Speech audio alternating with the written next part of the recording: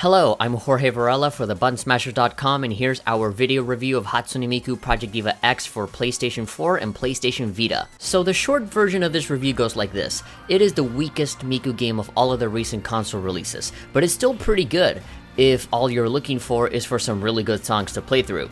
Graphically, the game looks absolutely beautiful, like seriously, no kidding, this game looks really good, but everything surrounding it is a variety of really strange decisions and changes that left me scratching my head until the credits rolled. If you can look past all those things, like the story and the module distribution, then you're gonna have a pretty good time, and I recommend it. Now the long version of the review goes like this. This game is weird.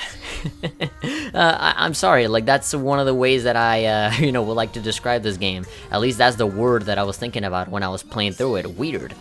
Because even as I write this review, I'm still having trouble trying to verbalize how I feel about it.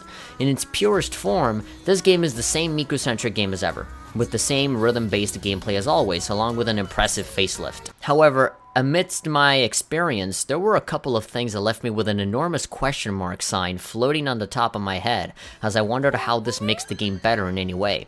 None of it was inherently bad, but it just felt, weird.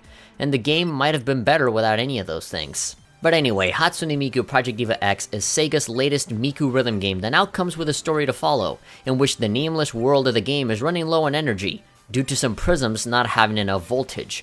You are the one that has to meet up with Miku and her friends in order to sing songs, create voltage, and then bring them up to working capacity. Every single cloud that you visit for re-energizing represents a different category of music, such as cool, quirky, elegant, etc.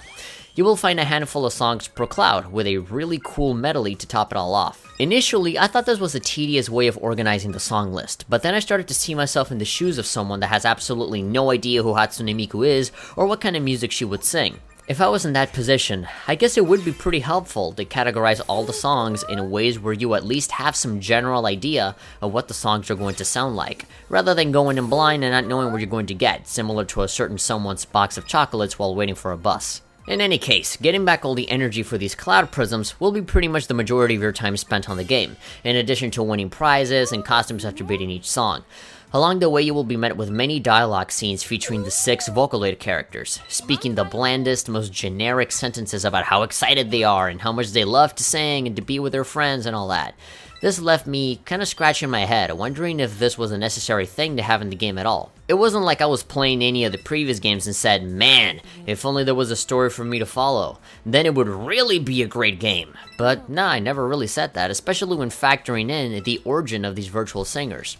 The way that I have always seen it is that these characters are simply voice synthesizers. They're computer programs that happen to have an appealing, marketable face attached to them. They are not really meant to have a personality beyond what the artist needs them to have for their songs. This is why many Vocaloid artists can simply insert these characters into literally any scenario imaginable without any problems.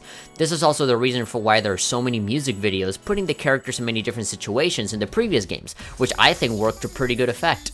Even in the credit sequence for Project Diva X, there's a small note at the end clarifying that the personalities depicted in this game specifically are different and pretty far removed from what Krypton Media originally conceived, and even that isn't the most complex thing in the world either. What I'm trying to say here is that none of the characters have any personality, despite the game's efforts at trying to give them one. Any shred of depth that you do end up finding in any of them will be a basic template that you have already seen many times before in other different places. This is made even weirder when the characters themselves tell you that their personality changes when putting on different costumes, and even that is not that much of a change.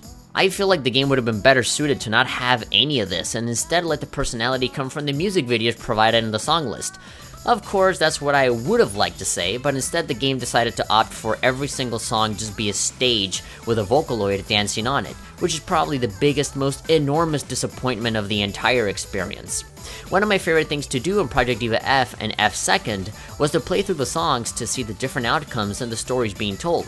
For better or worse, those were a big source of variety that gave some replay value and became a great representation of the creativity that the Vocaloid scene has to offer, which also gave it a lot of artistic integrity because of it. Unfortunately, we don't see any of that in Project Diva X, at least not as much.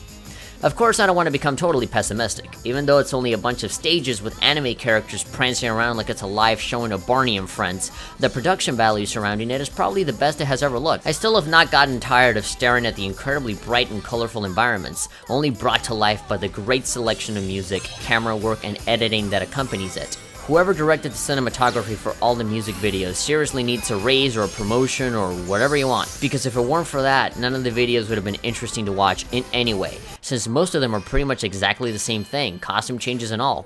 Which brings me to my next issue. All of the outfits from the previous games are all still here, but you don't obtain them by buying them in a shop. Instead, you have to play through a song and succeed at certain points in order to activate a costume change. What you get will usually be a random selection within the category that you are playing on. Most likely, you will get all of Miku's outfits first, since the vast majority of the song selection is Miku songs, with barely any moments for the rest of the characters to shine on their own, and anything that isn't a side appearance on someone else's song. Because of this, you will find it way more laborious to unlock costumes for anyone that isn't Miku, since it will only make sense for you to play songs where the character you want is in the lead. Of course, you can absolutely place Rin in a song that was meant for Mako, but in my experience, it didn't really feel right to mix them up like that. No matter what you do though, it still doesn't stop the fact that the game is deliberately trying to pad itself out by coming up with contrived ways to make the game longer, especially when you finish playing through all the songs and re-energize all the cloud prisms.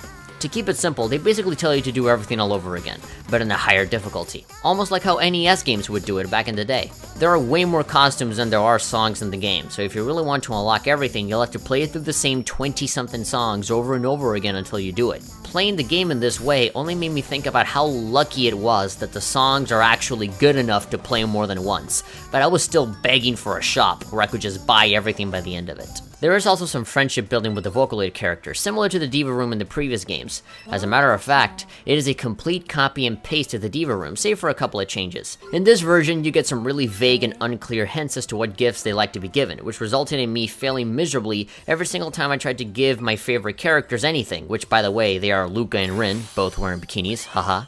And if you ever happen to give them something they like, sometimes you'll see a brief animation of them interacting with the objects you gave them, which are completely identical to the previous games, like frame by frame. Even from the camera angles, everything is exactly the same.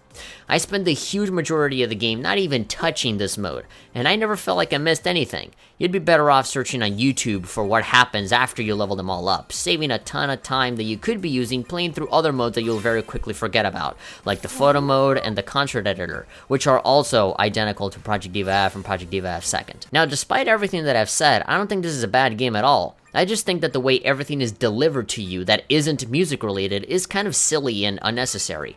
In an attempt to reinvent itself and try to have more personality, it ended up having less of it and providing the smallest, most bummer-inducing amount of content than any other Miku game I've seen, especially when factoring in the other recent Miku release from Japan called Project Diva Future Tone, which does everything that Project Diva F does but better, simply by getting to the point faster and doing away with all of that forgettable fluff. As I've said before, the song selection is the best that they've had yet, and the medleys are nothing short of awesome to play. I love the medleys. Granted, there were some moments where the levels of volume and the mixing of sounds were a bit inconsistent, but it wasn't enough to actually break my experience, so it's kind of a minor issue for me. If you want an example of that, I say that you go play the song ID by Mitch EM, and then just go out and play literally anything else, and you'll see what I mean. Like, the volumes and the levels are like totally out of whack. The 60 frames per second and 1080p resolution is a very welcome addition, and the costumes are beautiful to look at as well. However, the way that everything is unlocked, along with the flattest, most uninteresting dialogue you'll witness this year, does hold back the game by a significant amount. If you are a big Miku fan like I am, I still think you should get this, but go into it with the understanding that this is, by far, the weakest Miku game of all the 3 console releases.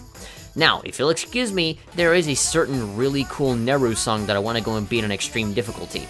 Seriously, that song is so good! I think I'm gonna go find it, I'm gonna buy it from wherever it is I find it, and just put it on my iPhone and just put it on loop on my car all day, every day. The song is really good. I like it a lot. I think that's the song I've played the most in the entire game.